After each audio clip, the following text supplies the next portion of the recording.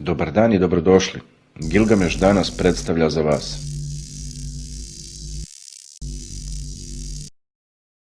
Mit o Pandorinoj kutiji govori o poreklu, nastojanju da se nešto objasni, verovatno početak nečega. Ljudi su oduvek imali potrebu da saznaju zašto se dešava sve što se dešava, pa je pretpostavka da je ovaj mit tako i nastao, dok postoje još uvek neki koji misle da je ceo mit baziran na fragmentima istinitih događaja u davnoj prošlosti. Najlakši način da podržite Gilgameš kanal je da lajkujete video, kliknete na dugme prati, zatim na zvonce. Ovo za Gilgameš kanal znači mnogo. Hvala na podršci.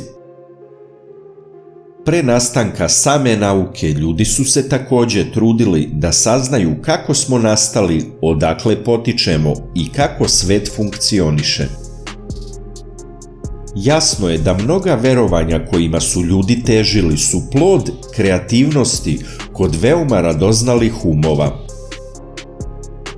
Sve poznate kulture su prožete raznim mitovima, upravo stvorenim u pokušaju da se objasni sve što je bilo nemoguće za objasniti, od prirodnih pojava do samog nastanka čoveka, te koji su razlozi za postojanje dobrih, a koji za postojanje loših i zlih stvari, poput mržnje, zavisti, bolesti, ratova, te pogubnih prirodnih katastrofa.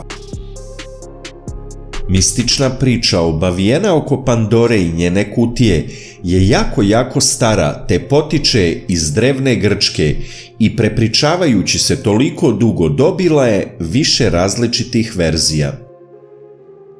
Pandora, što u prevodu znači daje sve, u grčkoj mitologiji bila je prva žena na planeti Zemlji. Takođe, po grčkoj mitologiji, pre ljudi planetu Zemlju naseljavali su samo besmrtnici označeni kao bogovi i titani.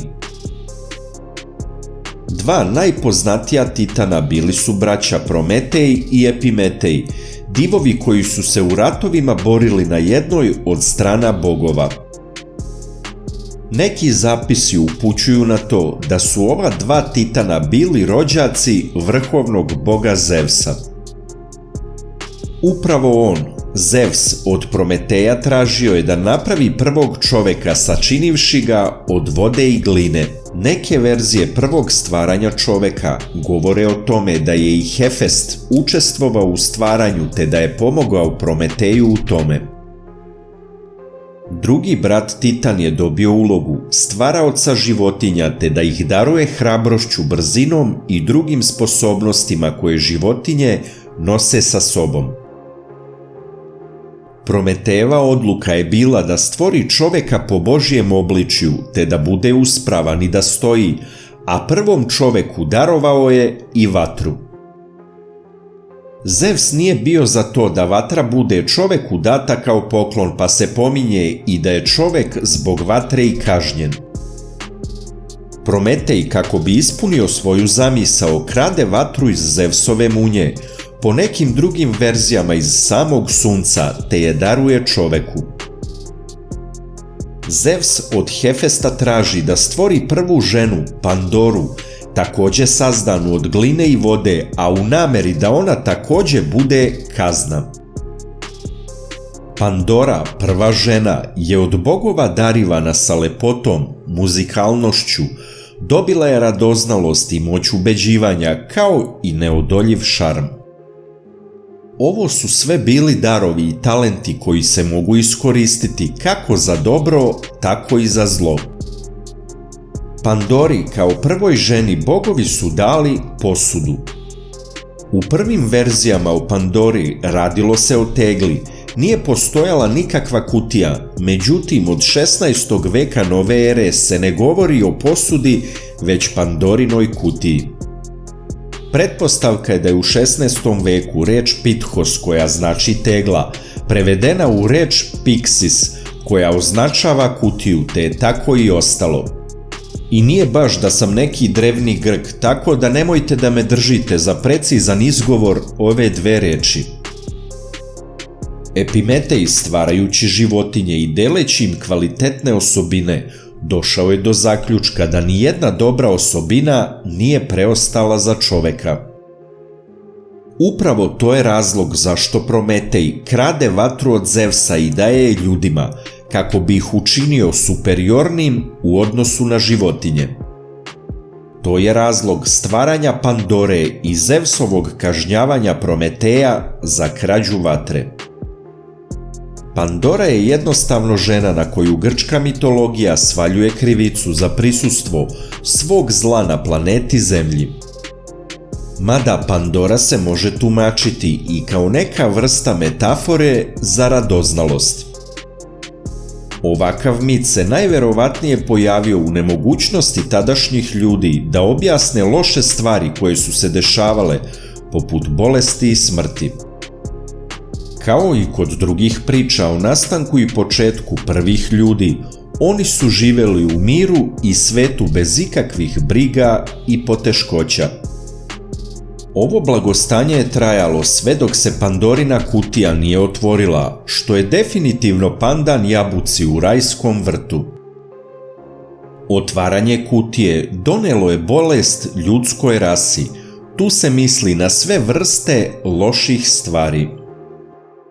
Zevs, koji je osmislio ovu kaznu te Pandori dao kutiju, kao i radoznalost, znao je da ona neće izdržati da kutiju ne otvori, te joj namjerno rekao da to ne sme nikada učiniti. Mitovi drugih kultura i religija također govore o oboljevanju sveta, a uzrokovano ljudskom neposlušnošću prema bogovima. Zanimljivo je kako različite religije sa drugačije ispričanim mitovima imaju maltene istu poruku, a i veoma slična dešavanja. Prvi čovjek kažnjen ženom Pandorom koja ima kutiju koju ne sme da otvori, a Adam i Eva imaju jabuku koja ne sme biti ubrana. Poruka maltene potpuno ista. U oba slučaja se išlo na žensku radoznalost, te nemogućnost da se žena obuzda i ne uradi ono što joj je rečeno da ne radi.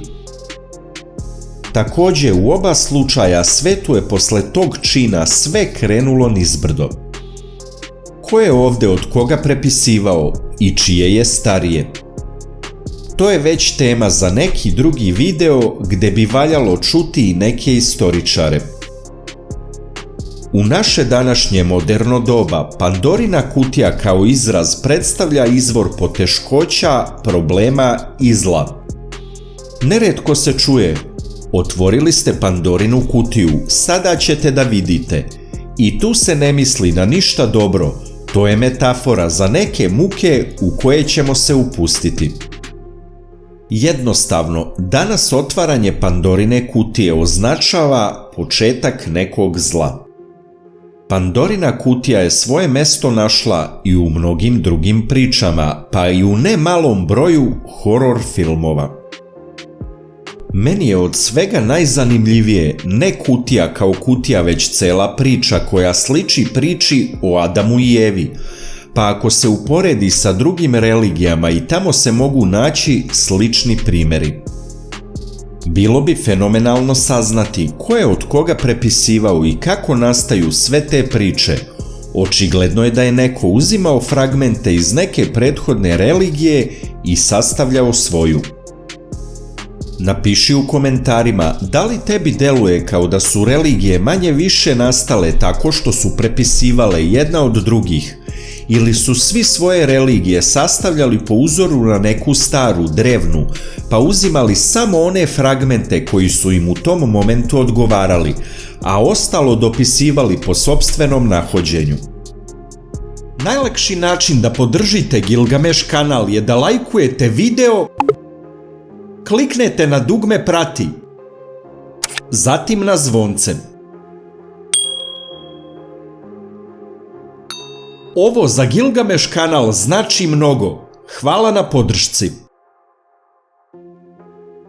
Podržite nas klikom na like i prijavljivanjem na kanal ako to već niste uradili i budite među prvima koji će vidjeti zanimljivi, obrazovni ili misteriozni videoklip koji budemo postavili. Hvala vam na podršci.